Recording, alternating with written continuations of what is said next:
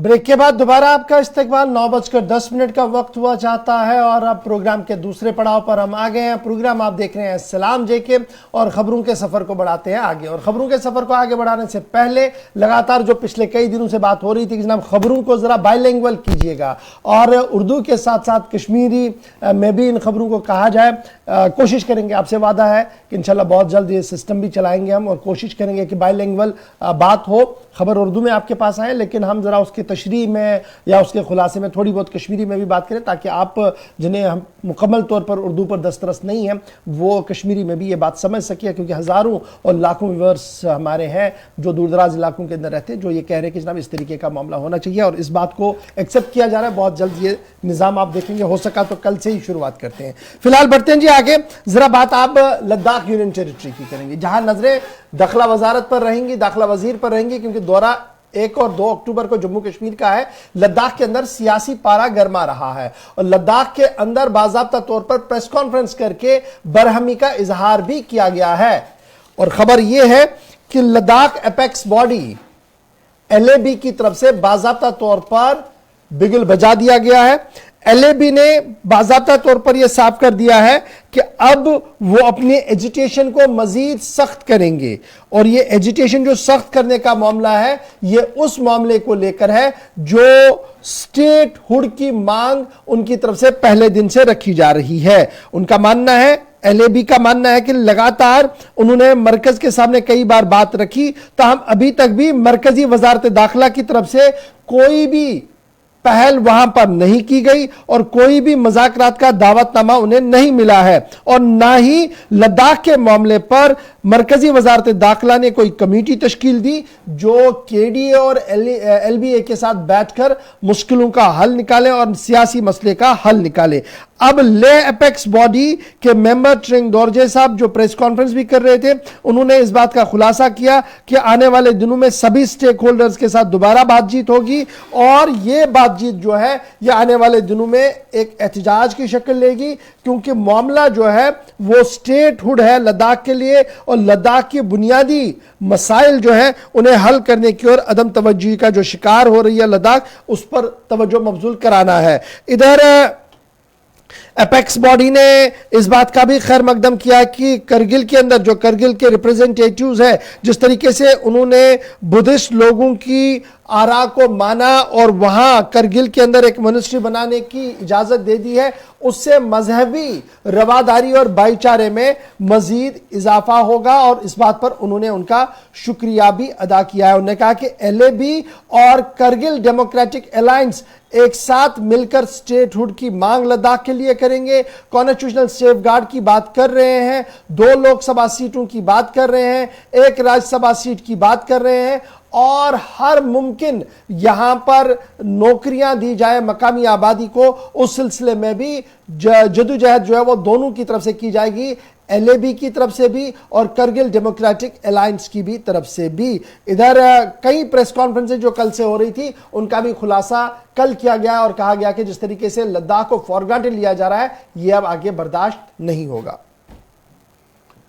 तो चलिए नाजरीन बढ़ते आगे। जहां हम लद्दाख की बात की है वो यह बात श्रीनगर जम्मू कौमी शाहरा की भी करते हैं, क्योंकि आए रोज कौमी शाहरा पर जिस तरह से पत्थर और फस्सियां गिराने की वजह से ट्रैफिक मुतासर रहता है, उसको मद्देनजर रखते हुए अब इंतजामी की जानिब से जिला इंतजामिया रामन की जानिब से एक ऐलान कर दिया गया है जहां पर इस पर मरम्मत का काम अब शुरू होगा और अब इस सिलसिले में आगे आने वाले जो 5 दिन है वहां पर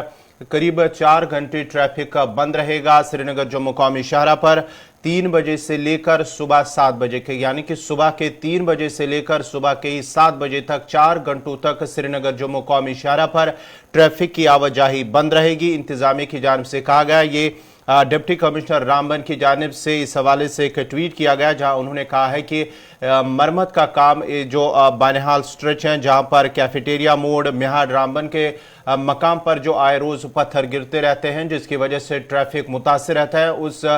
सब को रोकने के लिए और वहां पर मरम्मत का काम करना जरूरी है। इस सिलसिले में 4 घंटों तक ही ट्रैफिक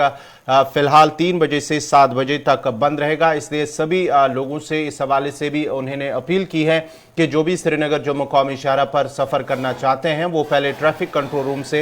राबिता करें और बाद में उन्हें पछताना ना पड़े। और इस सिलसिले में बाज़ाब्ता तौर पर जो है कुछ रेस्ट्रिक्शन पाबंदियां आयद कर दी गई है, जो कि 27 सितंबर से शुरू होगी, 27 सितंबर तक शुरू होगी, क्योंकि 4 घंटों तक जो ट्रैफिक बंद रहेगा। इस सिलसिले में बाज़ाब्ता तौर पर हिदायत भी जारी कर दी गई है। श्रीनगर जम्मू कौमी शाहराह के हवाले से इंतहाई अहम खबर के आने वाले 5 दिनों के लिए सुबह 3 बजे से सुबह 7 बजे तक, यानी 3 बजे से सुबह के 7 बजे तक 3, 4, 5, 6 और 7 4 घंटे के लिए गाड़ियों की आवाजाही को रोक दिया जाएगा।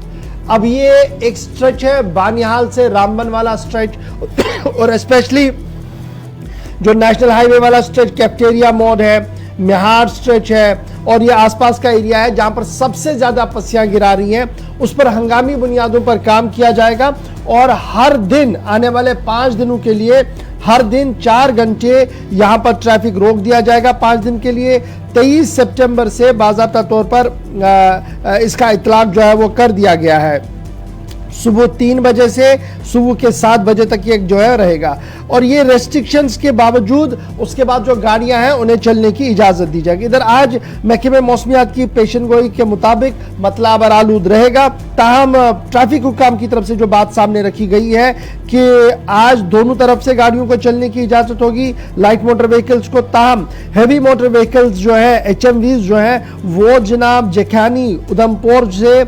कश्मीर की ओर आएंगे, यानी कश्मीर से किसी भी गाड़ी को आगे जाने की इजाजत नहीं होगी। अब इस बीच जो ट्रक ऑपरेटर्स हैं, ट्रक ड्राइवर्स हैं, उनका क्या कुछ कहना है, उनकी बात बड़ी इंपॉर्टेंट है। और कल हमारे नुमाइंदे सईद फिदा हुसैन ने कल जब नेशनल हाईवे पर उनके साथ गुफ्तगू की तो उनका मानना था कि देखिए हुकूमत लगातार ये बात दावे कर रही है कि माल बरदार गाड़ियों को जिनके अंदर सेब है, हॉर्टिकल्चर प्रोडक्ट्स हैं, उन्हें मंडियों तक पहुंचाने के लिए हर मुमकिन कोशिश की जाएगी, लेकिन ये जो हॉल्ट लगता है इससे मजीद परेशानियां हमें बढ़ रही हैं। जरूरत यह है कि हमें इस ट्रैक पर रात को चलने की इजाजत दी जाए ताकि दिन में किसी तरीके का कोई खलल ना हो, किसी तरीके का कोई जाम ना हो और सिर्फ लाइट मोटर व्हीकल चले। ये उनकी तरफ से तजवीज़ है। हुकूमती सतह पर यह साफ कर दिया गया है कि हंगामी बुनियादों पर जो फ्रूट लैंड जो गाड़ियां हैं जिनके ऊपर मेवाजात होंगे उन्हें हंगामी बुनियादों पर निकाला जाएगा, लेकिन अगर सूरत हाल इस तरीके की रही कि मेहाड़ और आसपास के मकाम पर पस्सियां गिराई तो वहां पर सबके हाथ जो है वो खड़े होंगे। तो फिलहाल इतलाक 5 दिन के लिए है, हुक्मनामा 5 दिन के लिए, सुबह 3 बजे से सुबह 7 बजे तक ट्रैफिक की नकल अमल नेशनल हाईवे पर मुतासिर रहेगी, इसलिए सफर करने से पहले लगातार आप ट्रैफिक कंट्रोल यूनिट और national highway authority of India के साथ राब्ते में रहें ताकि आपको हर पल अपडेट मिल सके क्या कुछ हो रहा है। ये तो बात थी जनाब हाईवे की, और हाईवे का मतलब ये होता है कि अगर सड़क आपकी सही है तो आपकी इकोनॉमी सही सिमत में जा सकती है, आपकी माइशत बेहतर हो सकती है और आप एक डेवलप्ड कंट्री और डेवलप्ड स्टेट की ओर आगे बढ़ रहे हैं। लेकिन इस बीच एक और अहम चीज सामने आ रही है और जम्मू कश्मीर के कुदरती नज़ारों को देखने के लिए और यहां से लुत्फ अंदोज होने के लिए जहां हजारों की तादाद में सयाह पूरे मुल्क से और दुनिया भर से जम्मू कश्मीर का रुख कर रहे थे, लेकिन अब एक नया एवेन्यू और एक नई चीज सामने आ रही है। पिछले कई महीनों से लगातार कश्मीर के अंदर आकर शादियां की जा रही है, यानी बैरूनी रियासत जो लोग रह रहे हैं, बैरूनी मुल्क जो लोग रह रहे हैं वो प्रेफर कर रहे हैं कि श्रीनगर के मज़ाफात में आकर, श्रीनगर की खूबसूरत वादी के अंदर आकर शादी करें और इस सिलसिले में बाज़ाब्ता तौर पर अपने साथ वो गेस्टों की एक तादाद भी ला रहे हैं और ये इमर्ज हो रहा है जी पॉपुलर वेडिंग डेस्टिनेशन के तौर पर। ये ट्रेंड अगर चल पड़ा तो इससे सयाहत शोबे को मजीद फरोग मिल सकता है। बड़ी खबर हम आपको बता रहे हैं कि कश्मीर पॉपुलर वेडिंग डेस्टिनेशन, शादियों का अच्छा मकाम बन रहा है और पिछले कई महीनों से कई शादियां यहां पर हुई हैं जिनका ताल्लुक कनाडा से है, फ्रांस से है, मुल्क की दीगर रियासतों से, वो यहां पर आए और उन्होंने अपने साथ गेस्ट भी लाए और यहां चाहे पहलगाम हो, चाहे गुलमर्ग हो, अफरवट हो, वहां पर मकामी तौर पर लोगों ने उनका अरेंज करके दिया और उन्होंने अपने रीति रस्मों के हिसाब से शादियां की है। तो इसे माना जा रहा है जैसे कि इमर्जिंग पॉपुलर वेडिंग डेस्टिनेशन बन रहा है मुल्क के अंदर और यहां पर सयाहों की आमद जो है वो जरा बराबर जारी है। इसके साथ साथ बड़ी इंपॉर्टेंट और दिलचस्प बात जो है वो ये भी है कि यहाँ ये डेस्टिनेशन बन रही है, वहीं पर महकमा सयाहत भी लगातार जो है वो कमर कस रहा है। और महकमा सयाहत के जिम्मेदारों का मानना है कि स्पेशल ऑफर्स रखी गई हैं जी इस तरीके की मैरिज पार्टियों के लिए, चाहे वो पहलगाम कल्ब के अंदर हो या कन्वोकेशन सेंटर जो डल लेक के आसपास है वहां पर हो, तो टीडीसी की तरफ से बाज़ाब्ता तौर पर अरेंजमेंट्स वहां पर किए जा रहे हैं। होटलियर्स हो या ट्रैवल एजेंट्स हो, उनका भी एक मस्बत इशारा इसकी ओर है। कहा जा रहा कि पहली बार इस तरीके से देखने को मिल रहा है, लेकिन अगर ये चल पड़ा तो ये एक नई पहल होगी और इस नई पहल से काफी फायदा जम्मू कश्मीर की सयाहत को मिल सकता है। तो गुज़श्ता कई दिनों से कुछ लोग कनाडा से कश्मीर के अंदर अपनी शादियां कर चुके हैं, पहलगाम के अंदर कुछ शादियां देखी गई हैं और वादी के मुख्तलिफ इलाकों के अंदर जो खूबसूरत जगह है वहां पर इस तरीके की छोटी बड़ी फंक्शनों को ऑर्गेनाइज किया गया है। अब हमारे पास इंफ्रास्ट्रक्चर और मैन पावर है क्या? तो माहिरीन का मानना है कि नो डाउट कि हमें इंफ्रास्ट्रक्चर उतना नहीं है जिस तरीके की ज़रूरत है, लेकिन जितना अभी इनटेक आ रहा है यानी जो आ रहा है बाहर से, उस हवाले से हमारे पास इंफ्रास्ट्रक्चर भी है और मैन पावर भी है। जूं ये बढ़ेगा, जूं ये ट्रेंड आगे बढ़ेगा, मजीद बेहतरियां इसमें लाई जाएंगी और हिंदुस्तान के मुख्तलिफ पकवान भी अब मुल्क के साथ साथ जम्मू कश्मीर के अंदर मिल सकते हैं, वो बात भी कहीं ना कहीं सामने रखी जा रही है। तो ये एक मस्बत और बेहतर पहलू है जी जो इस वक्त सामने आ रहा है और माना जा रहा है कि एक नेक शगुन है सयाहत शोबे के लिए। कि जो टीडीसी की जानिब से कहे गए आप शादियों की तकरीबें अब मखसूस और मुनफरिद और ख़ास जगह बन रही है वादी कश्मीर। बढ़ते आगे बात जहाँ हम कश्मीर की कुदरती खूबसूरती की करते हैं, वहीं जम्मू कश्मीर के हवाले से एक और बड़ी खबर, क्योंकि रुश्वत के मामलों में कहीं ना कहीं जम्मू कश्मीर के अंदर इजाफा हुआ। बदनवानी के मामलों में चंद सालों के दौरान ये इजाफा देखने को मिल रहा है और साल 2021 के दौरान 94 केसेस फाइल हुए हैं, यानी कि मामले दर्ज हुए हैं। ये एनसीआरबी की एक रिपोर्ट सामने आई है जिसमें कहा गया है कि जम्मू कश्मीर के अंदर बदनवानी के मामलों में गुज़श्ता चंद सालों के दौरान इजाफा हुआ है। और साथ ही साथ रिपोर्ट में ये भी कहा गया है कि जिन अफराद के खिलाफ ये करप्शन के चार्जेस यानी कि बदनवानी के चार्जेस लगे हैं, मुलजिम पाए गए, उन्हें मुलाजमत से बर्खास्त नहीं किया गया। ये इस रिपोर्ट में भी कहा गया है और ये भी कहा गया है कि इस रिपोर्ट के अंदर के गुज़श्ता 2 सालों के दौरान खासकर इसमें इजाफा हुआ है। अगर हम बात करेंगे रिपोर्ट की, तो रिपोर्ट में ये शाये किया गया है कि 2018 से 20 के दौरान इसमें कमी ज़रूर देखने की, लेकिन 20 के बाद ही कहीं ना कहीं जम्मू कश्मीर के अंदर बदनवानी के मामलों में इजाफा हुआ है। 82 यानी कि 82 करप्शन के मामले वो साल 2018 के अंदर दर्ज हुए हैं। 2019 के अंदर 73 मामले दर्ज हुए बदनवानी के और साल 2020 के अंदर 71 बदनवानी के मामले दर्ज हुए हैं। लेकिन साल 2021 की हम बात करेंगे तो ये मामले 94 तक पहुंचे, यानी कि कहीं ना कहीं साल 2021-22 के दौरान इनमें इजाफा हुआ है। ये एक रिपोर्ट एनसीआरबी की रिपोर्ट में शाया हुआ है। उसके साथ साथ ही जो एंटी करप्शन ब्यूरो की जानिब से जो कार्रवाई लगातार जारी है जम्मू कश्मीर के अंदर, हम देख रहे हैं कि आए रोज़ एंटी करप्शन ब्यूरो की जानिब से कई अफसरान को रंगे हाथों रिश्वत लेते हुए गिरफ्तार भी किया गया है, या विजिलेंस की जानिब से या दीगर जितनी भी एजेंसीज हैं रिश्वत के खिलाफ जो काम कर रहे हैं उनके खिलाफ लगातार जम्मू कश्मीर के अंदर कार्रवाई की जा रही है। और साथ ही साथ बात करेंगे 29 ऐसे मामले हैं जहाँ पर ये ट्रैप बिछाया गया है और उन्हें गिरफ्तार किया गया है। साथ ही साथ 15 ऐसे मामले हैं जिन्हें इस हवाले से भी गिरफ्तार इनके खिलाफ कार्रवाई की गई है। और साथ ही साथ 2 ऐसे मामले हैं जिन्हें क्रिमिनल मिसकंडक्ट को लेकर ऐसे 48 केसेस भी सामने आए, यानी कि कहीं ना कहीं साल 2020 और 21 के बाद 20 के बाद ही इनमें बदनवानी के मामलों में इजाफा हुआ है।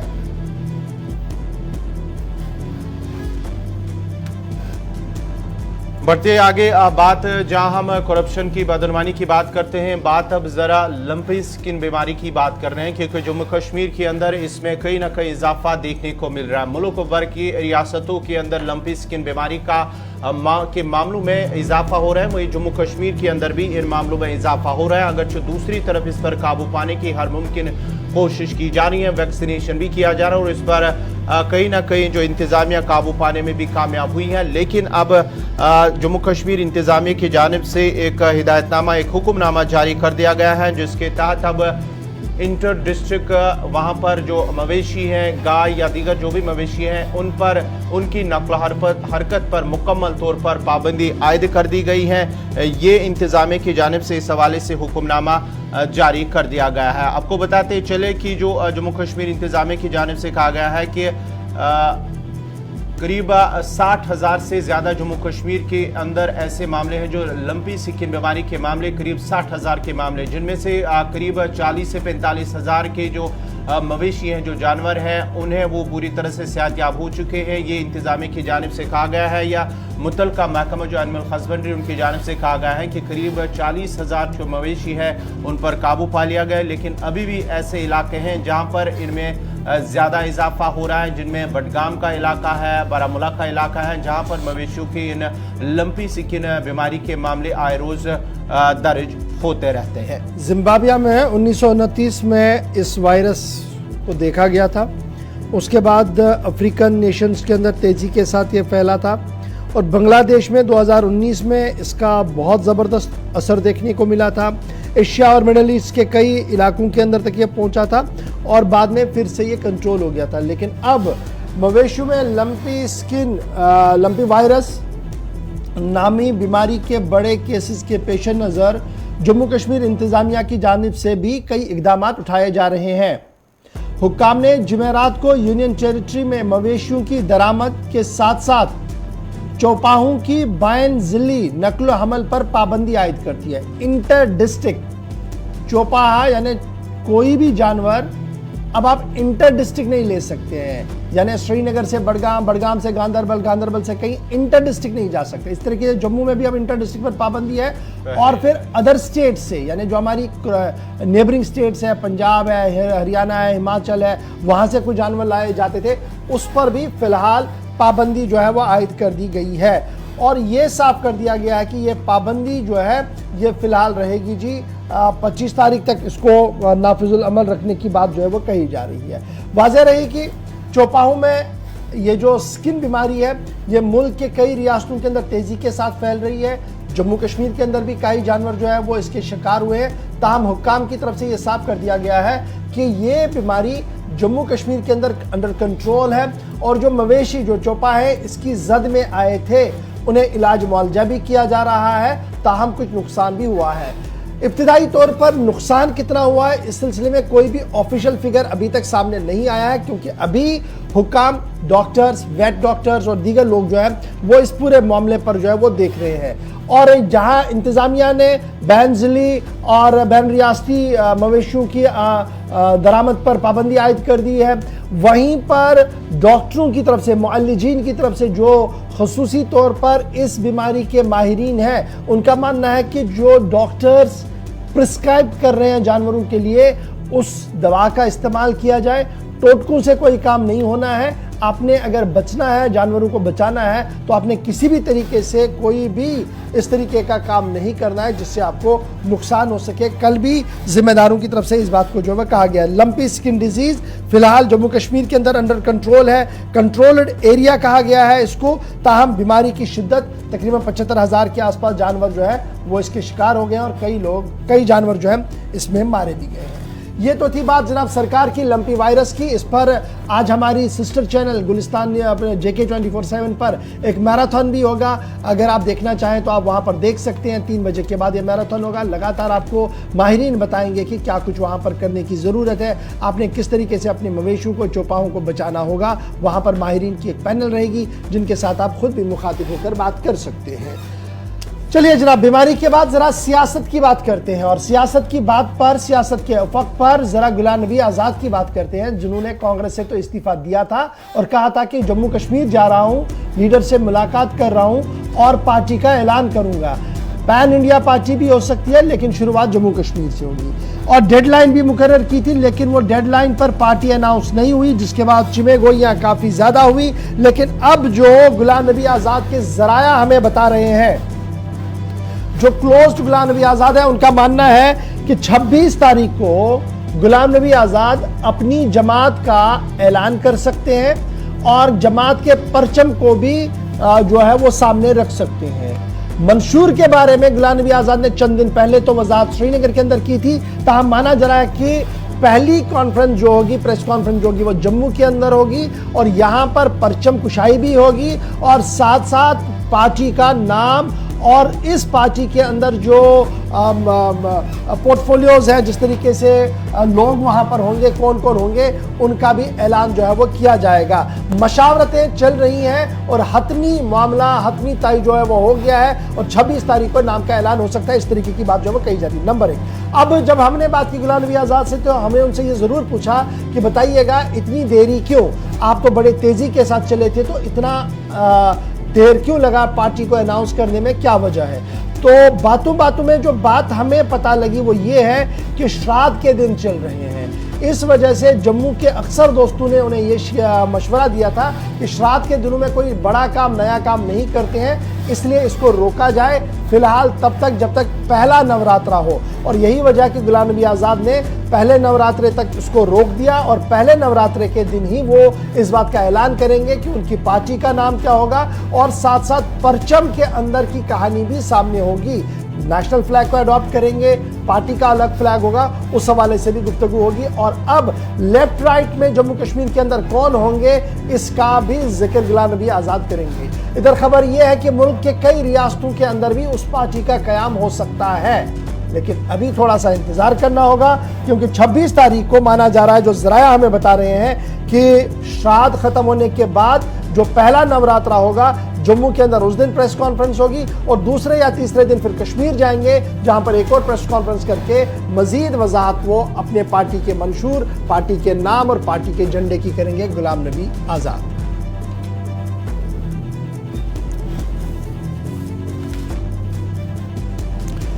चलिए जनाब, बात जम्मू की हो रही है तो जरा एक और अहम और बड़े मामले की भी याद आपको दिलाते हैं। आपको याद होगा कि 31 और 1 जनवरी के दरमियान, यानी जब पिछला साल जा रहा था और नए साल की आमद थी, एक हजूम उमड़ पड़ा था श्री माता वैष्णो देवी के अंदर दर्शन के लिए और अचानक से वहां भगदड़ मची और भगदड़ के अंदर कुछ लोगों की मौत हुई, जिसके बाद लेफ्टिनेंट गवर्नर एडमिनिस्ट्रेशन ने आनन फानन में हाई पावर कमेटी को तश्कील दिया और उन्हें कहा कि वो इस पूरे मामले की तहकीक करें और रिपोर्ट को मंजर आम पर लाए। रिपोर्ट मंजर आम पर आई नहीं, इसलिए मामला चला गया जम्मू कश्मीर हाई कोर्ट के अंदर और Jammu Kashmir Ladakh common high court के अंदर यह मामला चला, जहां पर वैष्णो देवी भगदड़ मामले पर समाअत हुई, जिसके बाद हाई कोर्ट ने श्राइन बोर्ड जिम्मेदारों को 1 महीने का वक्त दिया कि वो रिप्लाई करें जी इस पूरी पीआईएल को कि क्यों उस पूरे मामले को अवाम के सामने नहीं रखा गया और क्या कुछ वहां पर हुआ, क्या कार्रवाइयां की गई, उस पर क्यों नहीं अवाम को एतमाद में लिया गया, अवाम को बताया गया। एक पीआईएल चला गया था जिस पर कल समाअत हुई है और समाअत के दौरान वैष्णो देवी इदारे को, श्राइन बोर्ड को यह हुक्म दिया गया कि 1 महीने के अंदर अंदर जो है वो रिप्लाई करे। याद रखिएगा दिसंबर 31 थी और 1 जनवरी की आमद थी, नए साल की आमद थी। 12 लोगों की मौत भगदड़ की वजह से हुई थी और 20 के करीब लोग जो थे वो जख्मी हुए थे,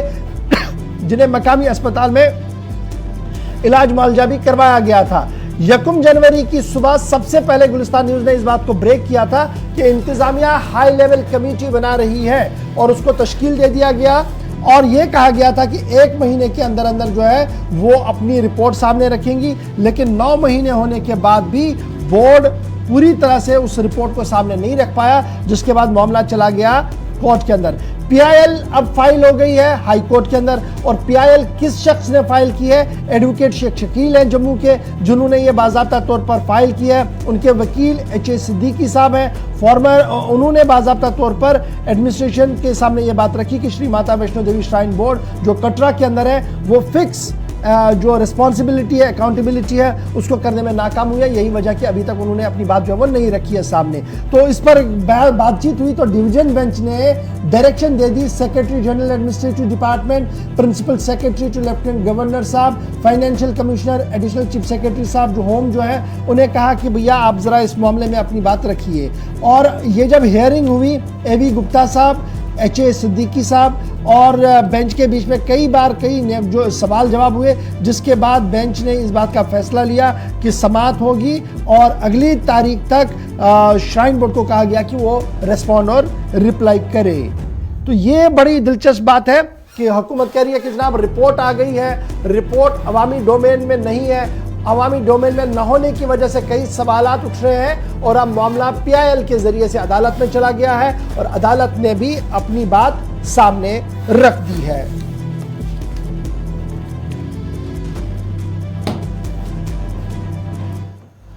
चलिए जनाब, यहां पर वक्त हो गया जी एक छोटे से ब्रेक का। ब्रेक के उस पार आएंगे तो आपको बताएंगे कि पाकिस्तान को F-16 मिलने पर अमेरिका का क्या मौकफ है, मौसम का मिजाज क्या कुछ कह रहा है, और लेफ्टिनेंट गवर्नर साहब की भी बात आपको बताएंगे छोटे से ब्रेक के बाद, क्योंकि तीसरा पड़ाव आ गया है, यानी वक्त हो गया है जब आप और हम गुफ्तगू करेंगे, आपके मसाइल को हुकूमत की नजर करेंगे। छोटा सा ब्रेक।